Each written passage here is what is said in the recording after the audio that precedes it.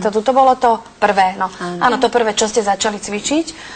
Vám to cvičenie vysvetlila nejaká rehabilitačná sestrička? Chodili sme do Dunajskej Lužnej cvičiť a Vojtovku sme cvičili asi 2 roky.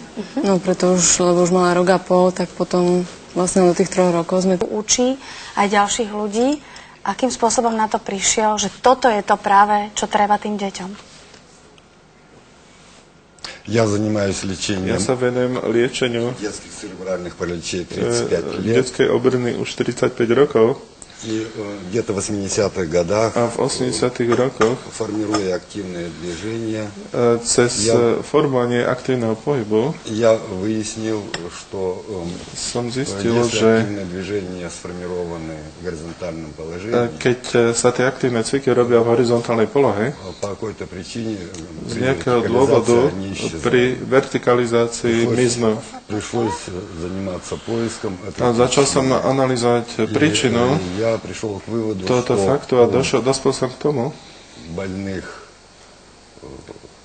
že pacienti s detskou obrnou,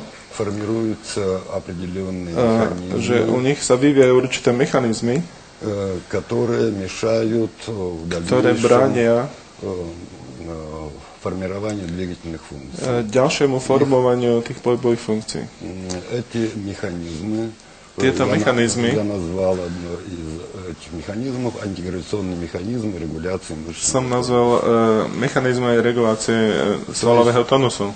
То есть возникает как бы зависимость двигательных нарушений от гравитационного. K určitej závislosti medzi pohybovými dysfunkciami a gravitáciou. И наблюдательные родители a vnímaví rodičia могут ежедневно это видеть.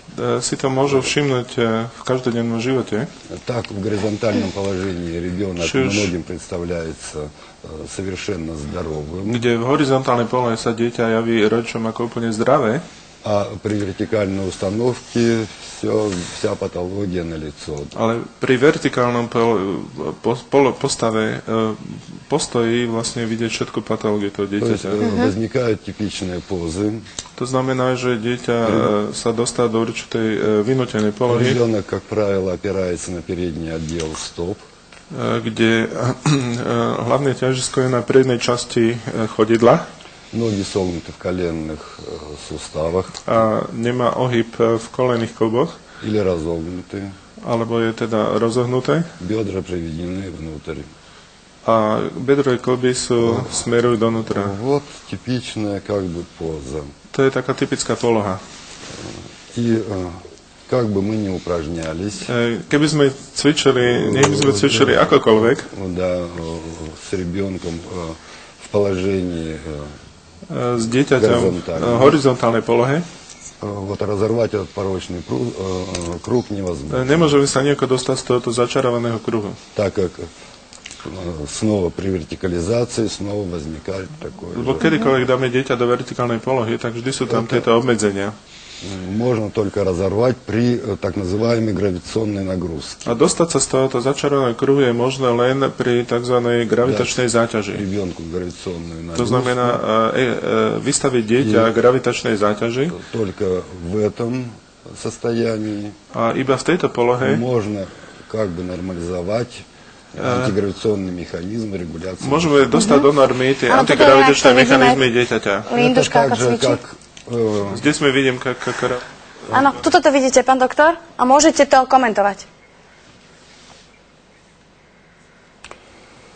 Но комментировать здесь как бы ребенок вертикализирован. Toto je dieťa, ktoré je vo vertikalizačnej polohe. Вот, он находится в костюме.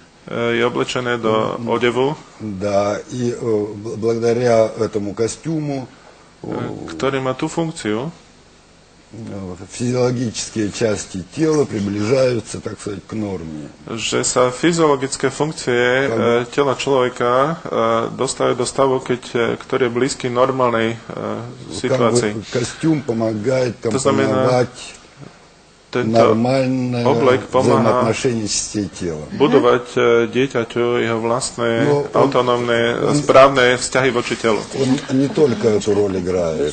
Ale tento oblek má nielen túto funkciu, Вот, благодаря конструкции vďaka tomu, ako je postavený, растягиваются спастичные мышцы. sa uvoľňujú spazmy svalové, Вот, alebo по моим исследованиям, при растяжении спастичной мышцы и фиксации в течение, скажем, 30 na секунд, základe mojich skúseností, keď sa rozťahujú tieto spazmy svalové a sa to fixuje 30 sekúnd, тонус мышц снижается. tak sa znižuje svalový То есть во tónus. всех отношениях To идет znamená, vo všetkých aspektoch dochádza k obnoveniu pohybovej funkcionality. No, ja by som to teraz zastavila. Dáme si krátku Так вот, prestavočku. я хотел одну секунду. Áno, áno. Pardon, len dopoviem jednu vec. Нормализовать Aby sme vlastne normalizovali alebo zlepšili антигравитационных механизмов регуляции stav тонуса, tých antigravitačných mechanizmov, ktoré regulujú svalový tónus, гравитационную нагрузку. musí dieťa alebo teda človek byť postihnutý, exponovaný tej gravitačnou záťažou.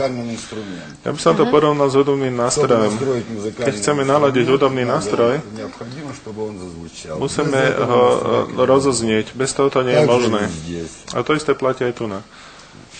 В рамках этого мы A vlastne na základe tohoto princípu fungujeme. Fungujeme a snažíme sa obnoviť pohybové funkcie. No, napríklad, Napríklad čo? sa Zuzka, ona mi vždy sľubuje, že keď sa s ňou hrám, tak A Zuzka je kto? Rehabilitačná? Zuzka je moja kamoška. Ale je to rehabilitačná kamoška? Áno. Dobre, to som potrebovala vedieť. Toto, tam vidíme tú Zuzku teraz? Pozri sa. Kto tam cvičí? Zuzka. No, takže tam je, hej. A toto napríklad robíš? Toto je aký cvik? A teraz čo robíš? Toto robíš Chodím. rada? Tento cvik? Áno, hodím tu a nechcem ukazovať prstom. Áno, teraz môžeš, teraz nás nevidno.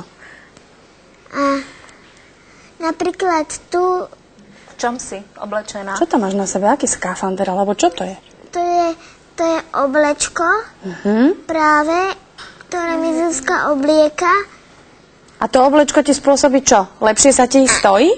Áno, A môžeš v ňom chodiť? A toto čo robíš, prosím ťa, na lopte? Skáčem. A keď robíš tento cvik, tak sa lepšie uvoľňuješ?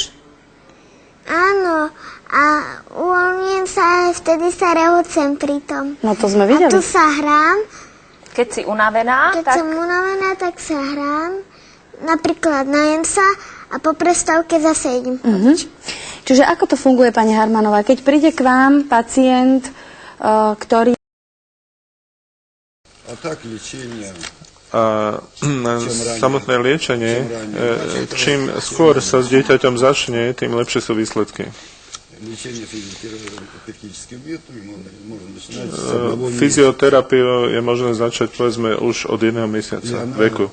Надо сказать, очень успешная A treba povedať, že бывает. tie výsledky bývajú.